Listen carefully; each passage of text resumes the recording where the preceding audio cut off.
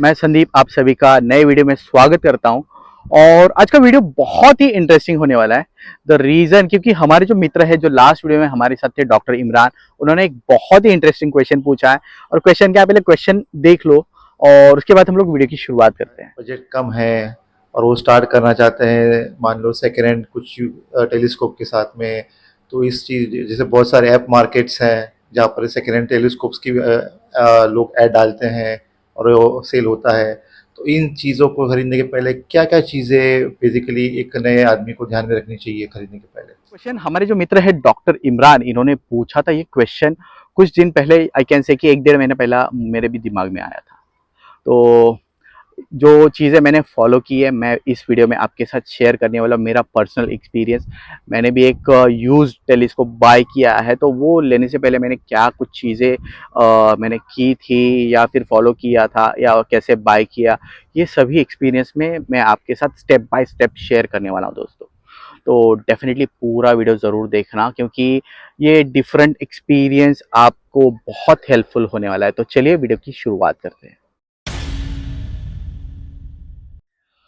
अगर आपको use telescope लेना है तो सबसे इम्पॉर्टेंट स्टेप है आपका रिसर्च वाला होता है, जो शुरुआत में आपको करना होता है। क्योंकि आपको समझना होता है कि आपको कौन सा टेलीस्कोप लेना है फर्स्ट ऑफ ऑल, क्योंकि आपको रिफ्लेक्टर लेना है, रिफ्लेक्टर लेना है या कंपाउंड में जाना है, वॉट एवर आपका जो बजट है उसको ध्यान में रखे आपको और आपकी नीड जो है उसके अकॉर्डिंग आपको डिसाइड करना होता है। तो उसके अकॉर्डिंग आपको रिसर्च करना होता है।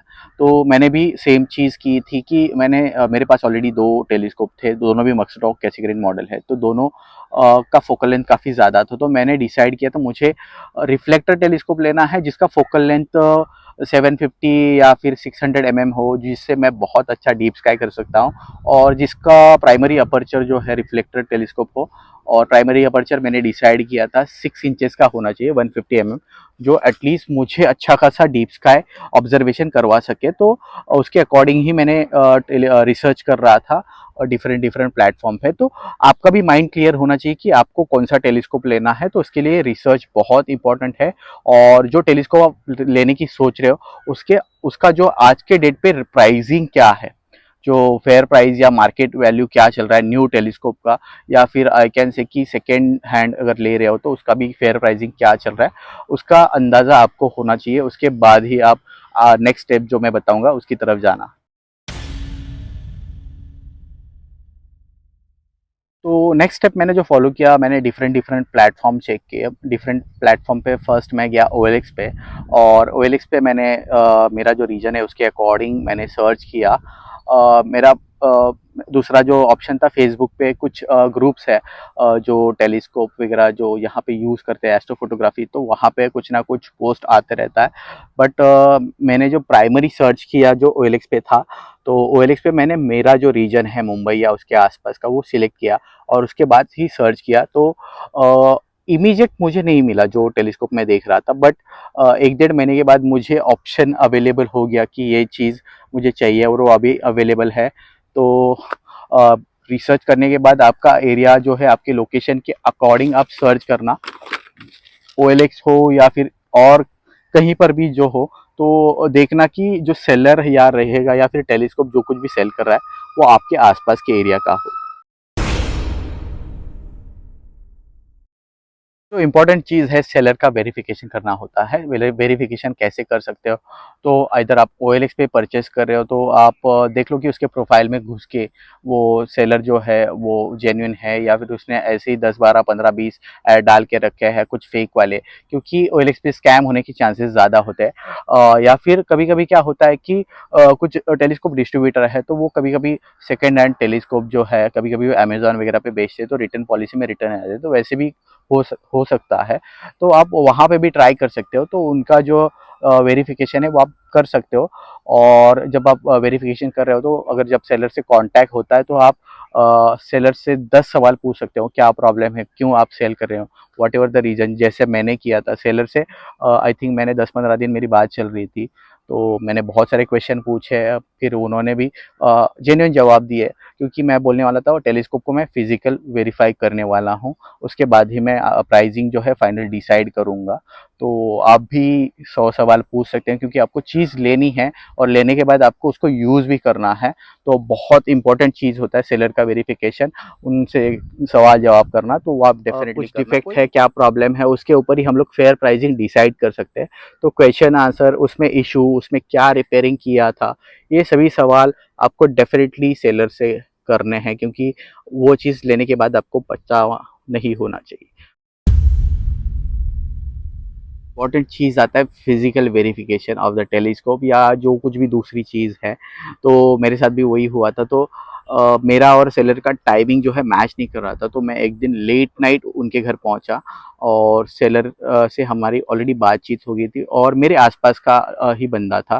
तो मेरे सराउंडिंग में एक 10 किलोमीटर के आसपास की सराउंडिंग का जो बंदा था, तो मिलना वगैरह और फिजिकल वेरिफिकेशन पॉसिबल था। तो आप यह ध्यान रखना कि आप ऐसे लोकेशन का सेलर ना ढूंढे जहाँ पे आपका रीच नहीं है, क्योंकि एक तो आपका ट्रांसपोर्टेशन कॉस्ट भी बढ़ेगा उसमें अगर, और उसकी कंडीशन आप पर्सनली चेक नहीं कर सकते। तो मेरा सजेशन रहेगा कि सेलर आपके आसपास का हो तो बेटर होगा।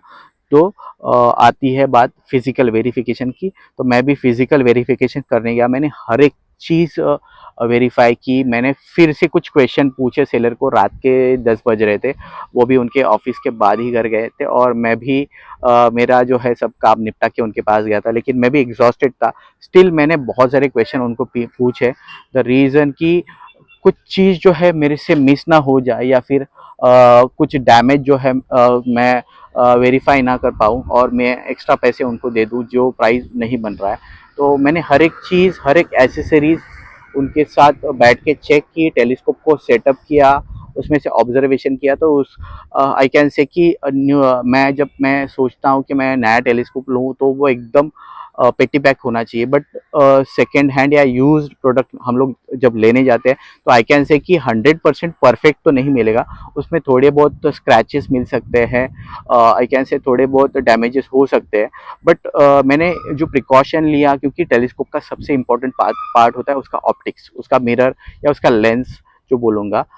तो मैंने लेंस जो है, या मैंने जो रिफ्लेक्टर टेलीस्कोप लिया था, वो उसका जो मिरर है, ऑप्टिक्स है, वो चेक किया। तो उसमें मेजर डैमेज नहीं था, स्क्रैचेस वगैरह नहीं थे। थोड़ा बहुत फंगस था, आई कैन से मैंने एक्सेप्ट कर लिया, फंगस हो सकता है, क्योंकि उन्होंने 2 साल तक वो टेलीस्कोप यूज़ नहीं किया था। लेकिन मेजर फंगस नहीं था, उन्होंने अच्छे जगह पे स्टोर किया था। तो मैंने बोला कि ठीक है, एवरीथिंग मैंने उनको बताया, ये ऐसी चीज़ें, ये इसमें इतना डिफेक्ट है, तो मुझे थोड़ा सा एक्स्ट्रा खर्चा हो सकता है, तो आप उसका प्राइसिंग कम कर लो। तो फिजिकल वेरिफिकेशन हर चीज़ का किया, और उसके बाद मैंने उस चीज़ की एक फेयर वैल्यू उनको उनको शेयर की। उन्होंने एक अमाउंट ऑलरेडी डाला था, और मैंने मेरे साइड से जो एक फेयर वैल्यू है उनको कोट कर दिया, और दोनों ने एग्री किया वो चीज़ के ऊपर। इतना सब होने के बाद डेफिनेटली दोस्तों मैंने टेलीस्कोप को यूज़ किया, कुछ ऑब्जेक्ट उनके लोकेशन से दिख रहे थे वो मैंने देखे, उनको भी दिखाए, और हमारा फाइनल डील हो गया। लेकिन कभी कभी क्या होता है कि कुछ एडिशनल एसेसरीज लोग बाय कर लेते हैं, तो उसका एडिशनल कॉस्ट होता है।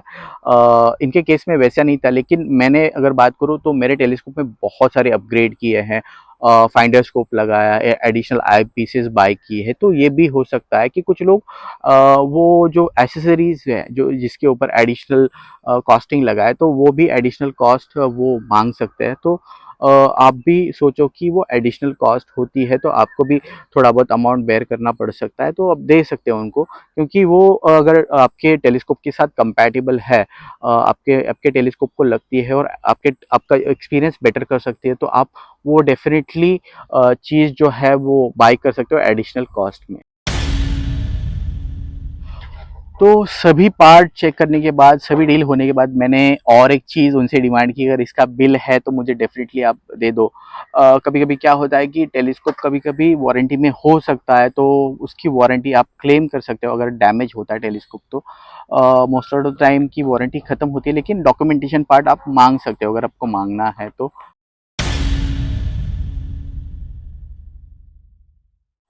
तो आई होप कि दोस्तों मैंने जो बेसिक चीज़ें हैं, आप यूज़ टेलीस्कोप लेने के लिए जाओगे तो ये चीज़ें आप डेफिनेटली ध्यान में रख के टेलीस्कोप या कोई भी चीज़ है वो परचेज कर सकते हो।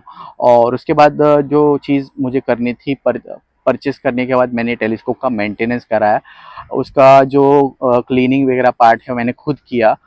आई नो कि कैसे करना है। अगर आपको नहीं आता तो किसी टेलीस्कोप एक्सपर्ट का हेल्प ले सकते हो। तो टेलीस्कोप का क्लीनिंग किया। टेलीस्कोप की जो मिरर था उसके ऊपर फंगस था, तो उसको भी मैंने क्लीन किया। और उसके बाद अमेजिंग एक्सपीरियंस किया नाइट स्काई का, क्योंकि जब टेलीस्कोप क्लीन होता है तब बहुत अच्छा व्यूइंग मिलता है। और उसको मैंने थोड़ा बहुत अपग्रेड भी किया है, क्योंकि उसका फाइंडर स्कोप एकदम ही ख़राब हो गया था तो मुझे पसंद नहीं था। तो मैंने मेरे अकॉर्डिंग उसको अपडेट किया। और अभी मैं रेगुलर उसको यूज़ कर रहा हूँ डीप स्काई के लिए। मेरे पास अभी 3 टेलीस्कोप है, तो तीनों का मैं अच्छे से केयर करता हूँ और यूज़ भी करता हूँ। तो दोस्तों, आई होप कि वीडियो आपके लिए इन्फॉर्मेटिव था और हेल्पफुल था। अगर हेल्पफुल है तो डेफिनेटली चैनल को सब्सक्राइब कर देना और वीडियो को कमेंट कर देना। अभी मिलते हैं नेक्स्ट वीडियो में। Happy stargazing guys, bye bye.